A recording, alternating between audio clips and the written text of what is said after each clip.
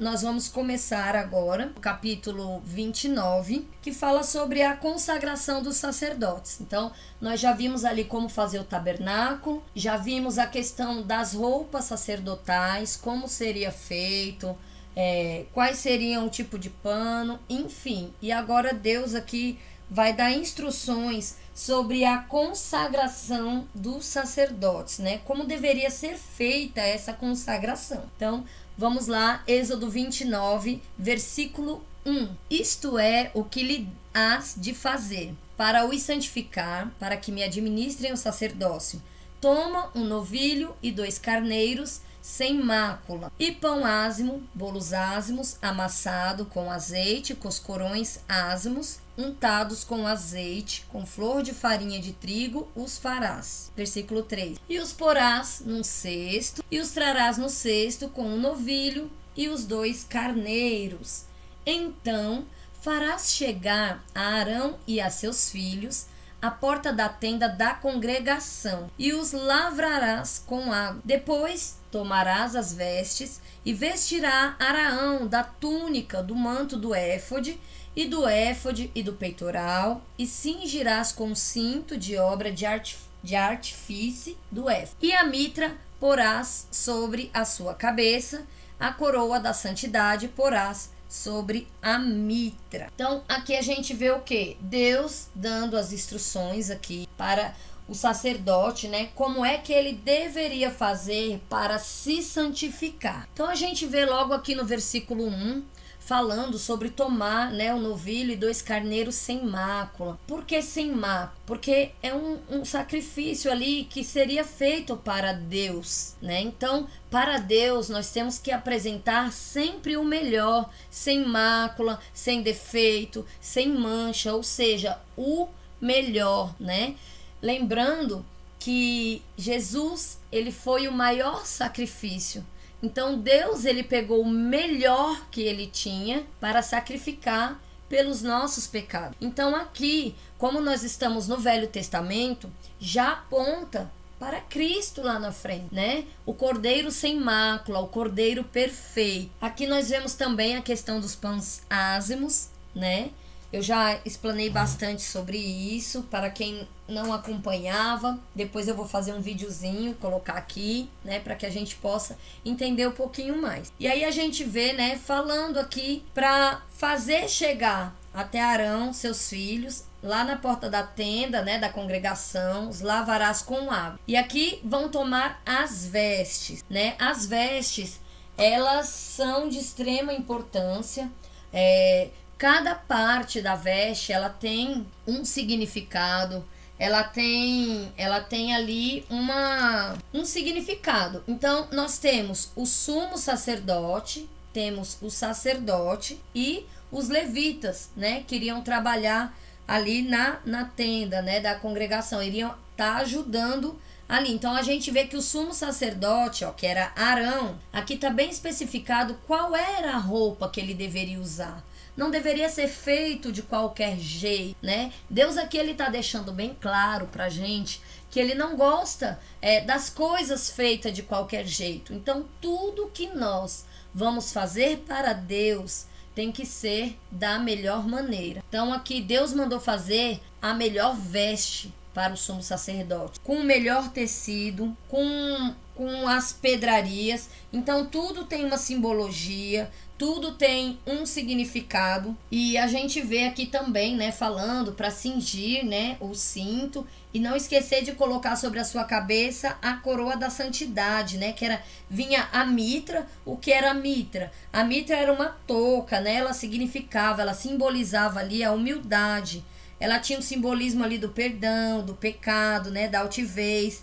Então, eles tinham que lembrar que estava lá a serviço de Deus. E não porque eles eram melhores que ninguém, não porque eles eram melhores que outro. Então, a mitra, ela remetia a isso.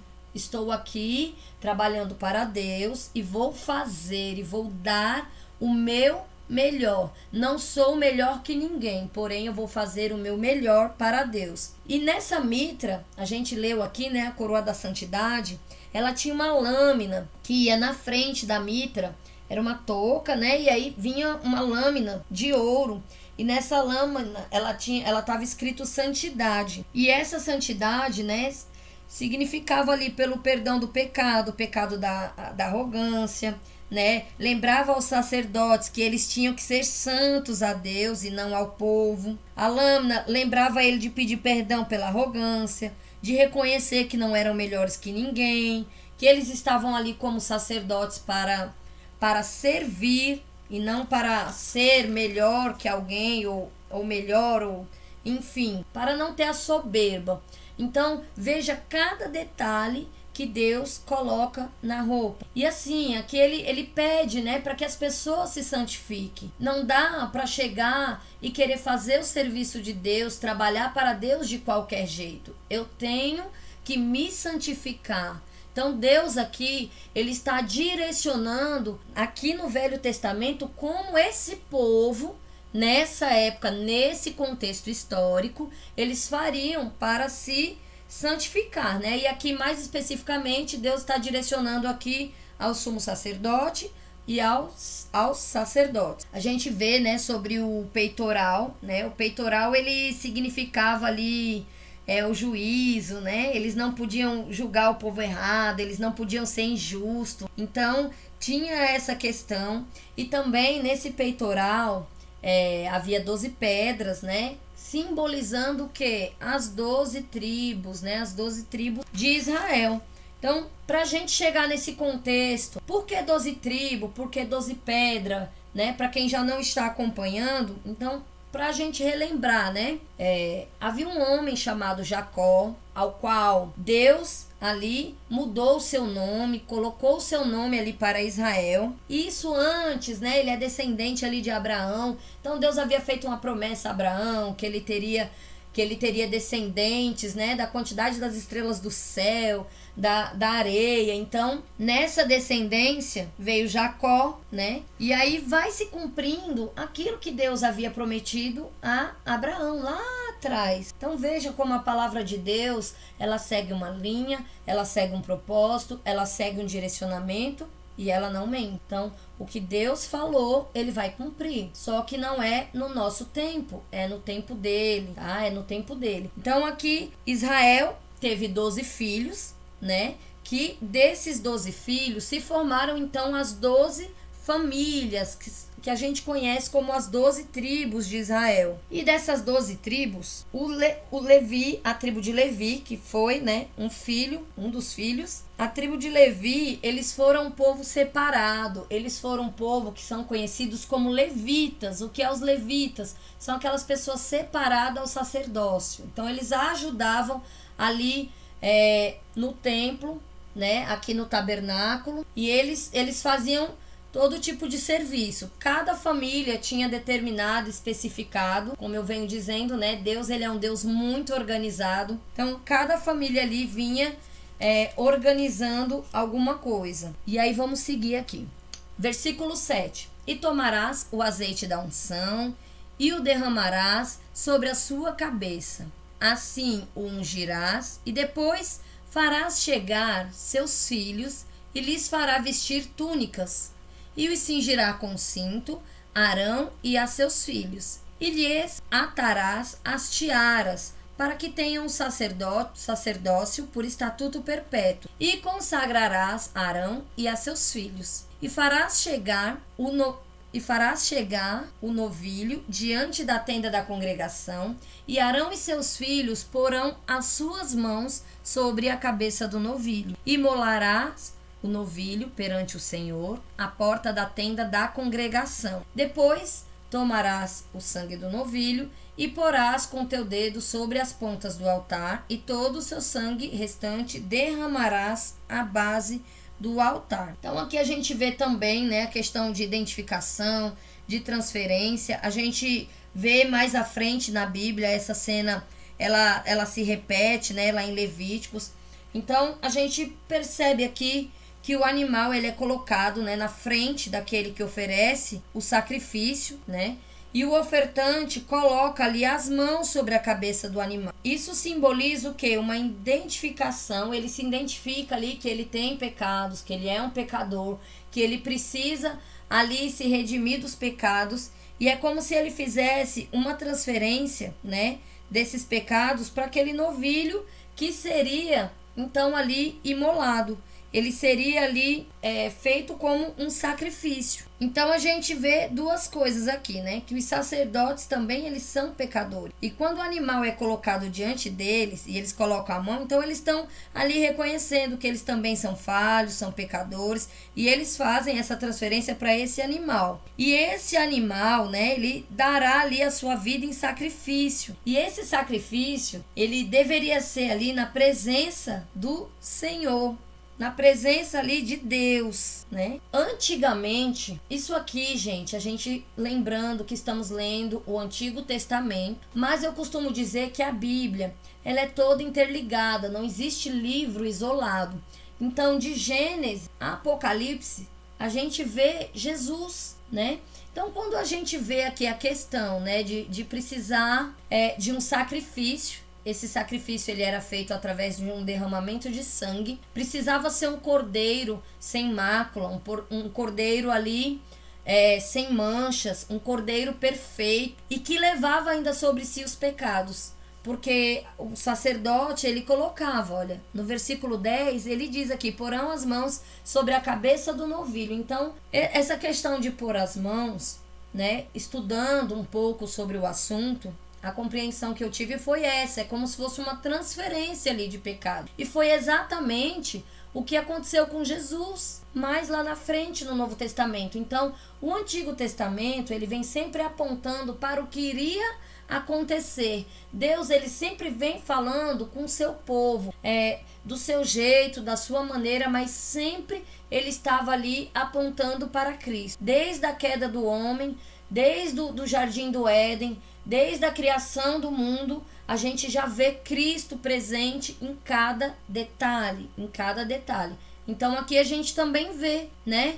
O novilho aqui representando como se fosse Jesus. Então ele levaria ali os pecados sobre si e seria imolado ali. Ele seria feito como um sacrifício, né? Por todas aquelas pessoas que o sacerdote estava ali representando. Versículo 13. E também tomarás toda a gordura que cobre as entranhas e o redenho sobre o fígado e ambos os rins e a gordura que houver neles e queimá-lo-ás sobre o altar. Mas a carne do novilho e a sua pele, o seu esterco, queimarás com fogo fora do arraial. É sacrifício pelo pecado, que era exatamente isso que eu estava dizendo anteriormente. Versículo 15. Depois tomarás um carneiro, e Arão e seus filhos porão as mãos sobre a cabeça do carneiro. Imolarás o carneiro, tomarás o seu sangue e os espalhará sobre o altar ao redor. E partirás o carneiro por suas partes, e lavará as suas entranhas e as suas pernas, e as porá sobre as partes e sobre a sua cabeça. Assim queimarás todo o carneiro sobre o altar. É um holocausto para o Senhor, de cheiro suave. É uma oferta queimada ao Senhor. Então aqui a gente vê, né, uma oferta para Deus. Aqui já é o segundo sacrifício, né? O primeiro é aquele que foi ofertado pelo pecado. O segundo, ele é um sacrifício de gratidão ali a Deus, né? É um holocausto. Então, ao contrário do sacrifício dos outros, né? Esse aqui, ele é feito como uma adoração. É de cheiro suave, que sobe a Deus assim com cheiro bom, de gratidão, de agradecimento. Então, ali o sangue do carneiro, do cordeiro, ele foi espalhado ali por todos os lados do altar, e o carneiro, ele foi cortado aqui em pedaços e lavado. Então a gente vê uma oferta de adoração, de gratidão, de celebração a Deus. E a gente também precisa, né, fazer a nossa oferta ali a Deus. A gente também precisa fazer a nossa adoração a Deus. A gente precisa também ser grato a Deus. Perceba, não é só eu ir até a Deus para pedir: Senhor, me perdoa pelos meus pecados. E pronto, aí ele já me ouviu, já me perdoou e depois eu não tenho mais um relacionamento com ele. Deus, ele não quer isso. Deus, ele é um Deus relacional.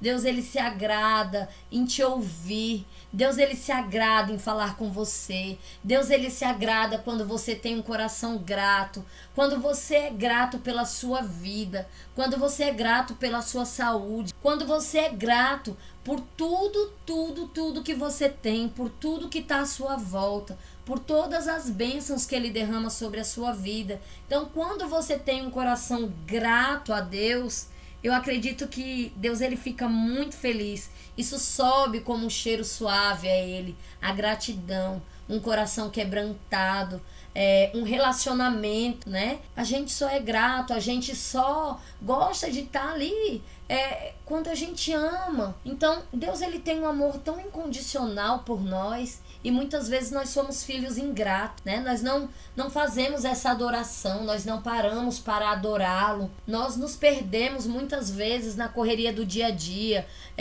Não paramos para ter esse tempo, né, de adoração. Aqui, é claro que hoje em dia nós não vamos fazer isso. Não vamos matar ali um carneiro, salpicar sangue, não. O sacrifício, ele já foi feito através de Cristo. Mas como é que eu posso, então, fazer ali uma oferta de gratidão? Gente, eu posso ser grato ali no momento que eu estou ceando. Eu estou ali me lembrando do sacrifício e estou ali liberando perdão e estou ali adorando a Ele. Eu posso fazer uma oferta dessa quando eu acordo, em vez de reclamar se está chovendo, se está sol.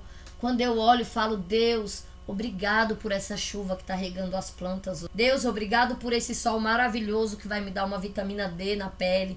Deus, obrigado por esse ar que eu respiro. Isso é a gratidão. Isso é o que eu e você e todos nós devemos ter. É um coração grato. Isso sobe com cheiro suave a Deus. Então, que a gente possa ter esse coração grato e se lembrar sempre do sacrifício de Jesus na nós. Eu acho que nada foi maior, nada é mais marcante do que o sacrifício de Cristo na cruz por nós. Não existe um amor maior, não existe nada que se compare a esse amor. Então, nós temos mais que ter um coração quebrantado, nós temos mais que ser gratos a Deus por tudo. Não importa a situação que você esteja passando, não importa a situação ao qual você se encontra agora, mas que você possa ter esse coração grato, né? E a gente vê também, né, que às vezes as pessoas, elas tratam Deus como se fosse qualquer coisa. A gente vê aqui, olha, as pessoas fazendo nessa época, né, que nós estamos estudando aqui nesse contexto histórico. Então tinha todo, vou voltar aqui, ó, tinha todo uma preparação, tinha todo um ritual. As pessoas não iam com qualquer roupa, as pessoas não iam de qualquer jeito para ver a Deus. Hoje em dia a gente vê, né, às vezes o pessoal parece estar indo pro teatro, para um estádio de futebol, enfim, né? A gente precisa sair de casa com o pensamento: estou indo adorar ao meu Deus. Vou colocar ali a minha veste, eu vou colocar ali o meu perfume, eu vou já com o meu coração já em adoração. Chegando ali no local santo e sagrado, vou adorar a Ele, vou ouvir o que Ele tem para mim. Nada vai me distrair nesse momento da palavra, o momento sagrado, momento que o Senhor está falando ali com a gente. Que nada venha roubar esse tempo, que não seja um celular, não seja uma conversa paralela, mas que a gente se lembre: eu não estou aqui para conversar com meu coleguinha do lado, eu estou aqui em gratidão ao Senhor por tudo que Ele faz na minha vida. E eu vou dedicar esse tempo que eu estou aqui para adorar e para ouvir o que o meu Deus tem para me dizer hoje. Então, é sobre isso. Então a gente vê aqui, eles não iam com qualquer roupa, tinha roupa específica, eles não faziam de qualquer jeito, com qualquer bicho, com qualquer animal. Não, era tudo ali direcionado por Deus. Versículo 20: imolarás o carneiro e tomarás do teu sangue e o porás sobre a ponta da orelha direita de Araão e sobre as pontas das orelhas direitas de seus filhos, como também sobre os dedos polegares das suas mãos direita e sobre os dedos polegares dos seus pés direitos. E o restante do sangue espalhará sobre o altar ao redor. Então tomarás do sangue que estará sobre o altar e do azeite da unção e o espargirás sobre Arão e sobre as suas vestes, e sobre seus filhos, e sobre as vestes dos seus filhos com ele, para que ele seja santificado, e as suas vestes também seus filhos, e as vestes dos seus filhos com ele. Depois tomará do carneiro a gordura e a cauda, e a gordura que cobre as entranhas, e o redenho do fígado,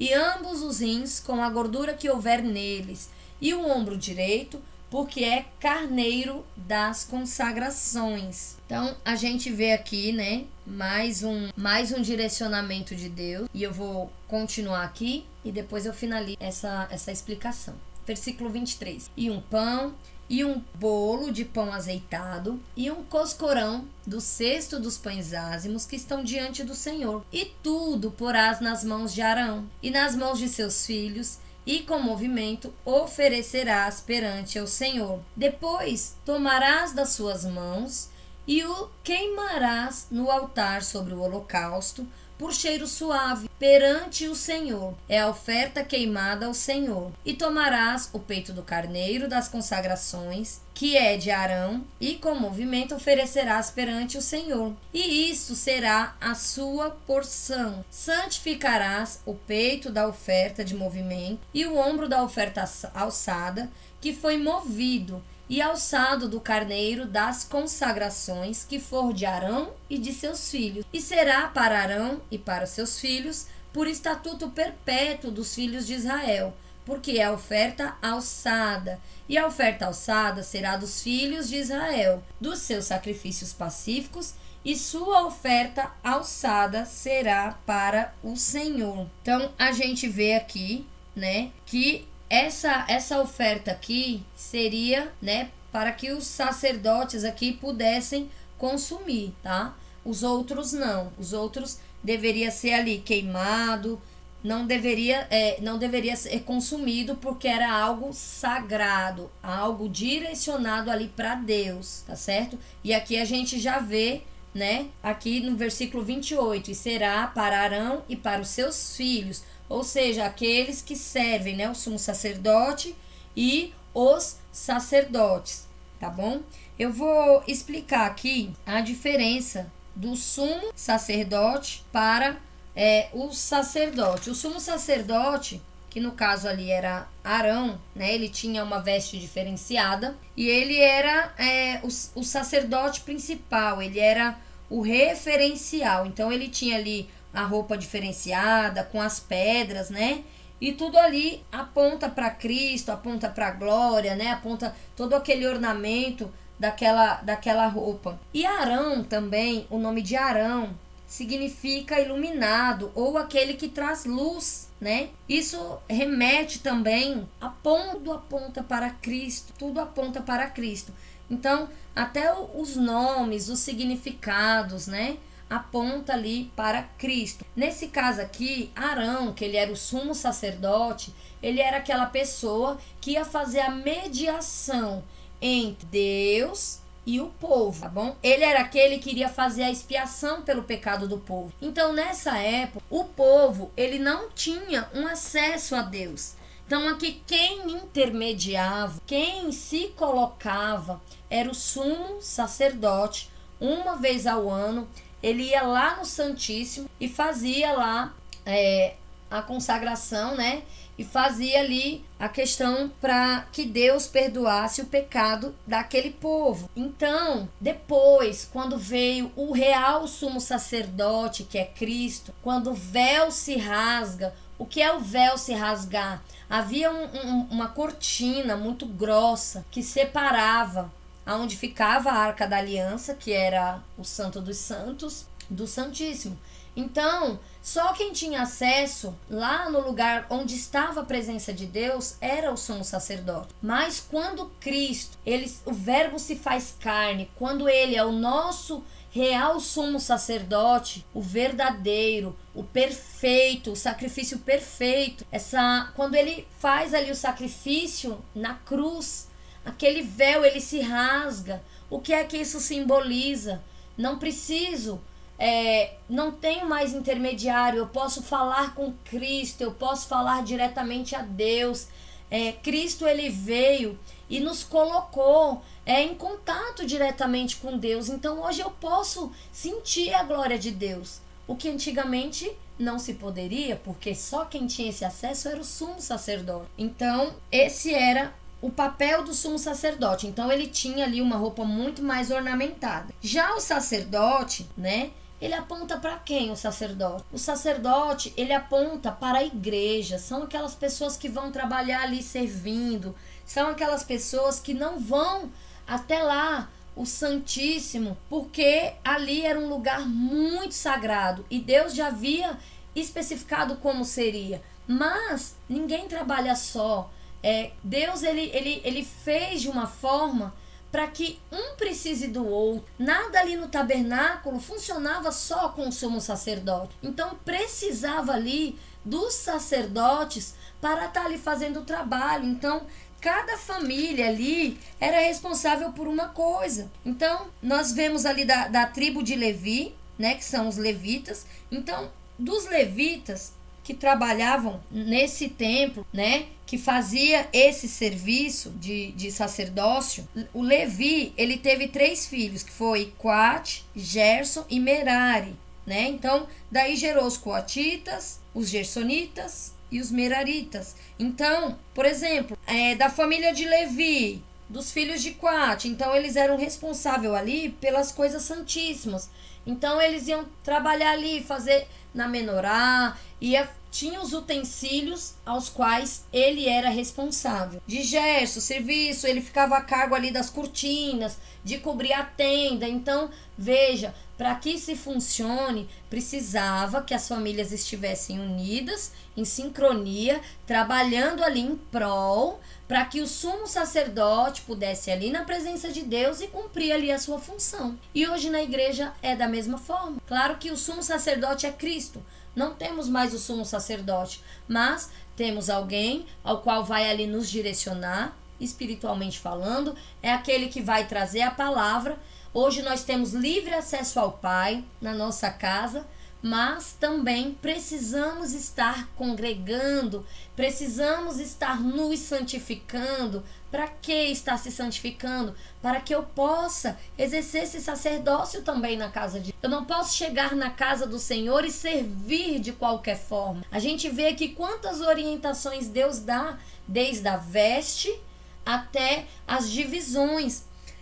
Não está muito específico aqui nesse capítulo, em Êxodo 19, mas mais à frente, né, nos próximos livros, tem a explicação bem certinha sobre a questão dos levitas. Lá em Números tem, em Levítico. Então, tem as especificações bem certinhas sobre cada coisa. Cada um ali exercia a sua função. E na igreja não é diferente. Tem aquela pessoa que fica na porta, tem aquela pessoa que vai dar a palavra, tem aquela pessoa que louva, tem aquela pessoa que organiza as cadeiras. Gente, tudo isso não foi invenção do homem. Isso foi quando Deus pediu para que se criasse ali o tabernáculo, para que as pessoas fossem ali congregar. Ali o tabernáculo, Deus pediu para fazer aquele tabernáculo, e ali várias pessoas trabalhavam. Para quê? Para que se levasse o entendimento da palavra do Senhor. O Senhor comunicava ali a forma como Ele queria. O Senhor já deu ali os seus direcionamentos. O Senhor já deu ali os seus mandamentos. Então, esses sacerdotes, o sumo sacerdote, qual é o papel deles? Qual é a função? É levar ali a palavra de Deus ao restante do povo. É estar ali aconselhando, é estar ali servindo. O papel é o papel de servir. Lembrando-se que somos todos pecadores e não somos nenhum melhor que o outro. Versículo 29. E as vestes sagradas, que são de Arão, serão de seus filhos, depois dele, para serem ungidos com elas, para serem consagrados com elas. 7 dias as vestirás, aquele que de seus filhos for sacerdote em seu lugar, quando entrar na tenda da congregação para ministrar no santuário. E tomarás o carneiro das consagrações e cozerás a sua carne no lugar santo. E Arão e seus filhos comerão da carne deste carneiro e o pão que está no cesto, à porta da tenda da congregação. E comerão as coisas com que for feita a expiação para consagrá-los e para santificá-los. Mas o estranho delas não comerá, porque são santas. E se sobejar alguma coisa da carne das consagrações ou do pão, até pela manhã, o que sobejar, queimarás com fogo e não se comerá, porque é santo. Então essas coisas aqui ficariam apenas para quem? Para os sacerdotes. E se eles não comessem tudo? Eles poderiam pegar e falar, poxa, sobrou a metade aqui, vou dar ali pro meu vizinho. Não, gente, tá bem claro e bem específico. É algo santo. As coisas santas não é para qualquer pessoa. As coisas santas aqui, Deus estava direcionando para quem? Para aquelas pessoas que se santificavam, para aquelas pessoas que estavam ali, que estavam ali cumprindo um propósito, que eram direcionadas para essa função. Então não era qualquer pessoa. Ele deixa bem claro. Então, se sobejar, o que sobrar era para queimar, não era para dar para ninguém, não era para jogar fora. Deus, ele é muito claro quando ele vem trazendo determinadas especificações. Assim, pois, farás Araão e a seus filhos, conforme a tudo que eu tenho ordenado, e por 7 dias os consagrarás. Também, cada dia prepararás um novilho por sacrifício, pelo pecado, para as expiações, e purificarás o altar, fazendo a expiação sobre ele, e o ungirás para santificá-lo. 7 dias farás a expiação pelo altar, e o santificarás, e o altar era santíssimo, e tudo que tocar o altar será santo. Isto, pois, é o que oferecereis sobre o altar: 2 cordeiros de 1 ano, cada dia, continuamente. 1 cordeiro oferecerás pela manhã, e outro cordeiro oferecerás à tarde. Com o cordeiro, a 10ª parte de flor de farinha, misturada com a 4ª parte de 1 hin de azeite batido, e para a libação, 4ª parte de 1 hin de vinho. Então a gente vê aqui Deus trazendo até, gente, as medidas. O que era que ele queria, a 10ª parte. Deus aqui já trabalha até porcentagem. Ele vem trazendo ali, dividindo tudo certinho. O que era que ele queria, como era para ser feito. Versículo 41. E o outro cordeiro oferecerás à tarde, e com ele farás com a oferta da manhã, conforme a sua libação, por cheiro suave, oferta queimada é ao Senhor. Este será o holocausto contínuo por vossas gerações, à porta da tenda da congregação, perante o Senhor, onde vos encontrarei para falar contigo ali. Veja só que lindo que Deus fala, né? Eles vão estar ali na porta da tenda da congregação, perante o Senhor, onde ali Deus os vai encontrar e vai falar com eles ali. Olha que coisa linda, gente. É ali. É na reunião. É claro que Deus fala comigo quando eu tô sozinha na minha casa, sozinha no meu quarto orando. Deus fala comigo. Ele quer essa comunhão, mas ele não quer que você deixe de estar em comunhão com outras pessoas. Deus ama isso. Olha, ele dizendo na porta ali da congregação. Veja que coisa linda, né? Ali para eu falar contigo, para eu falar com vocês. Não deixem de estar congregando. Não deixe de estar junto com outras pessoas. Não deixe de estar reunido para ouvir a palavra de Deus. Isso é Deus que fala. Isso é Deus que direciona, né? Então que a gente possa diminuir o nosso eu, diminuir o nosso ego e dar uma amolecida no nosso dedinho que gosta de apontar. Mas eu não congrego porque lá na igreja eu vejo isso, eu vejo aquilo, eu vejo outro. E você, tá se vendo? Será que você é o único perfeito que tá ali? Gente, não tem perfeito. Perfeito foi só Cristo. Às vezes aquilo que a gente tá vendo de defeito no outro é aquilo que a gente tem de defeito em nós. A gente só tá espelhando. Então que a gente possa sim vir a congregar e olhar para Cristo, que é o único que é perfeito. É o único que não tem falhas. A partir do momento que eu tiro o meu olho de Cristo e vou olhar para o homem, eu deixo de fazer aquilo que Deus está me pedindo. Porque eu não estou olhando, eu não estou ouvindo aquilo que Deus tem me direcionado, que é congregar. é estar presente, é estar reunido com outras pessoas. E ali Deus fala com todo. Versículo 43. E ali virei aos filhos de Israel, para que por minha glória sejam santificados. E santificarei a tenda da congregação e o altar. Também santificarei a Arão e a seus filhos, para que me administrem o sacerdócio. E habitarei no meio dos filhos de Israel, e lhes serei o seu Deus. E saberão que eu sou o Senhor, seu Deus, que os tenho tirado da terra do Egito para habitar no meio dele. Eu sou o Senhor, seu Deus. Veja que coisa mais linda. Deus, ele vem dizendo: eu tirei você da escravidão. Eu quero te libertar dessa escravidão, deste pecado que você tá aquele pecadinho que você gosta. Eu quero te libertar disso. Eu enviei o meu melhor para vocês, meus amados. A gente sente até o amor de Deus sendo derramado, gente. Quão doces são essas palavras. Eu sou o Senhor, o seu Deus. Eu te tirei da terra do Egito para habitar no meio deles. Eu sou o Senhor, o seu Deus. Eu quero estar ali reunido com vocês. Ei, eu quero me relacionar com vocês. Ei, eu não sou aquele Deus que eu fico só ali sentadinho no meu trono e você não vai falar comigo, não. Vem do jeitinho que você tá e quebranta o seu coração e deixa eu te direcionar. É isso que Deus fala pra gente hoje. Se consagre, pare para me ouvir. Deixa eu te ajudar. Sozinho é difícil. Sozinho, os homens não teriam feito metade do que a gente leu até aqui. Tudo foi pelo braço forte do Senhor. Tudo foi pela misericórdia dele. Tudo foi pelo direcionamento, pela sabedoria que vem do alto. Tudo foi pela perfeição de Deus, que ele faz questão de compartilhar ali com os homens a sua sabedoria.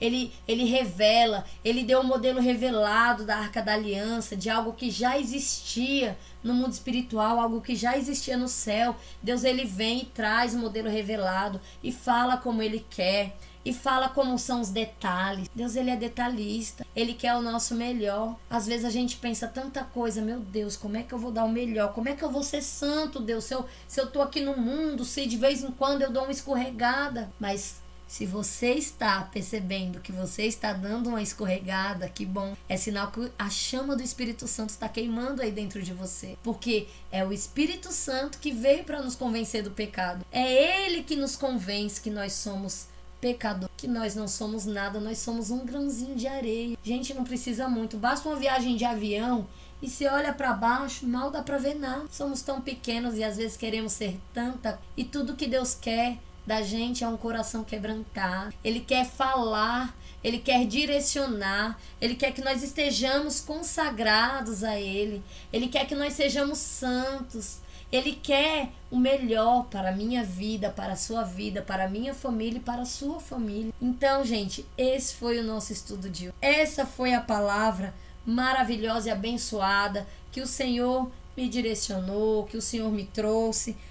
Faz parte do nosso estudo. E aqui, como sempre, eu vou mostrar um pouquinho, né, fazer as ilustrações para quem nunca viu, para quem não conhece. Esses são os pães asmos, né? O que são pães asmos? São pães sem fermento ali, feito com a farinha da flor de trigo, né, como ele fala, azeite, né? Então ele não tem fermento, certo? Então aqui tem o bolo asmo, obreia, asmas, né? A gente vê aqui nomes diferenciados. E coscorões, eram coisas, né, que eram feitos naquela época só do trigo ali com azeite. Então não tinha fermento, né? Aqui, para quem não conhece, a flor aqui do trigo, né? Aqui o grão e a farinha. Todo mundo conhece a farinha de trigo, né? A gente usa hoje. O azeite, né, que era usado ali para ungir, usado ali para em diversas passagens a gente vai ver várias vezes aparecendo ali o azeite. Aqui a gente vê a questão da veste do sacerdote. Cada peça dessa ela tem um significado, né? Essa é a mitra que eu falei, essa espécie desse chapéu aqui.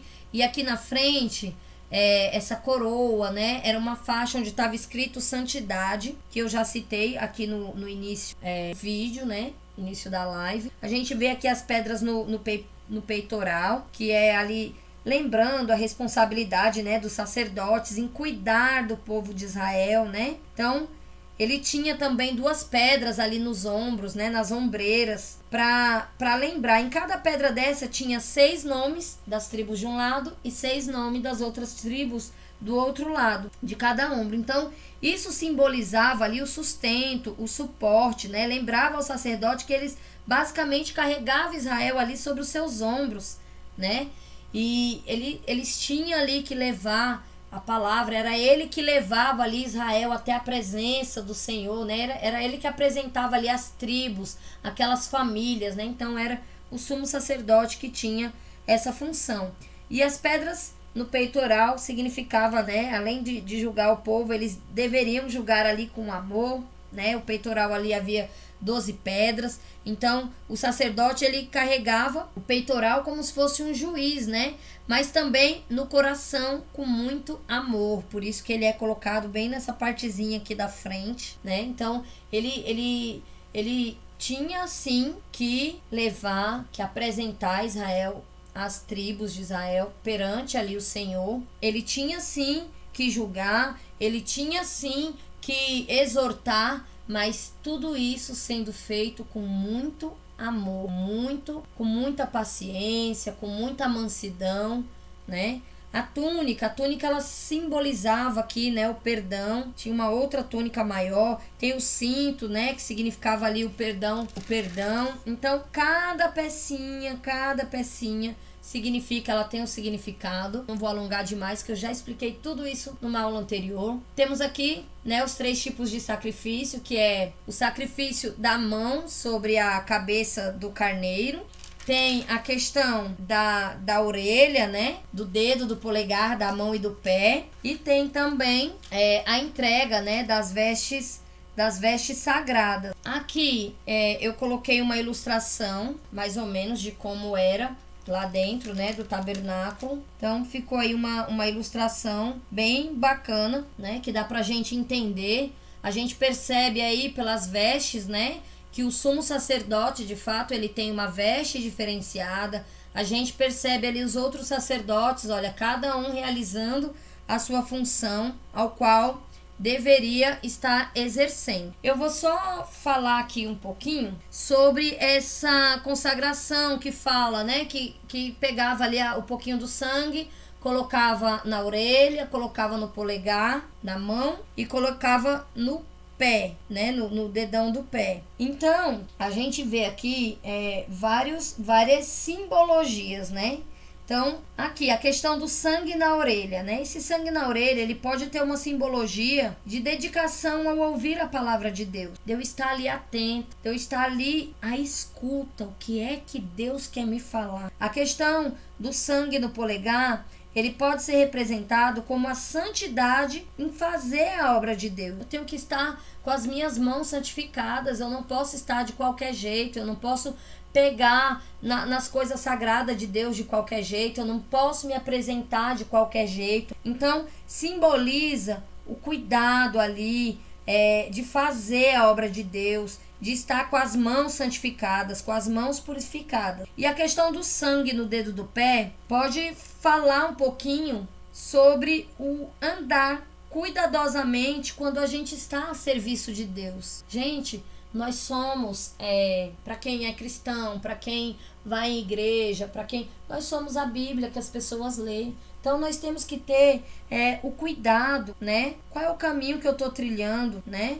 Qual é o caminho que eu estou andando? Então eu estou servindo a Deus e eu devo ter esse cuidado, eu devo ter todo esse cuidado. Então a gente tem que estar atento a tudo isso, a gente tem que estar se consagrando, a gente tem que estar ali buscando a presença de Deus, a gente tem que estar atento à palavra do Senhor, a gente precisa que o nosso serviço prestado ao Senhor seja o melhor, não porque eu estou fazendo para o pastor ver, não porque eu estou fazendo para minha irmãzinha do lado ver, não, eu vou fazer o melhor porque eu estou fazendo para o meu Senhor, para Deus, para aquele Pai amoroso que foi capaz de dar o melhor por mim, que foi Jesus, né? Então, a gente deve sim cuidar, né, de estar se santificando, procurando estar na presença de Deus, né? Deus, ele quer cuidar de todas as áreas da nossa vida. A gente tem visto isso Desde lá do capítulo do Êxodo 19, quando ele vem dando instruções, então a gente vê que Deus, ele quer cuidar de todas as áreas da nossa vida. Então basta com que a gente permita que isso aconteça. Basta com que a gente entenda, né? E consagre e deixe Deus trabalhar na nossa vida, tá bom? Então eu vou orar para que a gente possa orando. Senhor Deus, Pai amado, Pai altíssimo, a Ti, Senhor, eu consagro, Deus, esse estudo de hoje, não para a minha glória, Senhor, mas que seja para a Tua honra, para a Tua glória, Deus, para que a Tua palavra, Senhor, alcance mais pessoas, que o Espírito Santo venha dar, Senhor, o entendimento a cada um que estiver assistindo esse vídeo, a cada pessoa, Senhor, que esteja aqui, Deus, em busca de aprender mais da Tua palavra, Senhor. Seja com cada pessoa, Deus. Seja com cada pessoa, Pai. Continua derramando Teu Espírito. Dai-nos a sabedoria, Pai, de entender as Tuas Escrituras, Senhor. Que o Espírito Santo, que a chama do Espírito Santo venha queimar cada vez mais nos nossos corações, Deus. Que cada vez possamos ter mais sede e fome pela Tua palavra. Mais sede e fome da Tua presença. Mais sede e fome, Pai, por intimidade contigo. É isso que eu oro, te peço e já te agradeço em nome de Jesus. Então, eu vou encerrando por aqui. Muito obrigado a todos vocês que estiveram por aqui presentes. Não esqueça de se inscrever, não esqueça de dar o joinha, não esqueça de ativar o sininho para que mais pessoas tenham acesso a esse vídeo, para que a palavra de Deus chegue cada vez mais a outros lares, né? Que aquelas pessoas que muitas vezes têm a dificuldade ali de entender, que possa estar sendo abençoada por esse vídeo, que possa estar tendo uma melhor compreensão. Então, eu fico por aqui. Lembrando que nós temos estudo, estaremos por aqui ao vivo todas as terças-feiras, às 20 horas. Lembrando, inscreva-se, deixe o joinha e ative o sininho. E até a próxima terça-feira. Que Deus abençoe cada um de vocês. Deus abençoe poderosamente o restante da sua noite. Deus abençoe poderosamente o restante da sua semana. Fiquem com Deus e até a próxima. Tchau, tchau.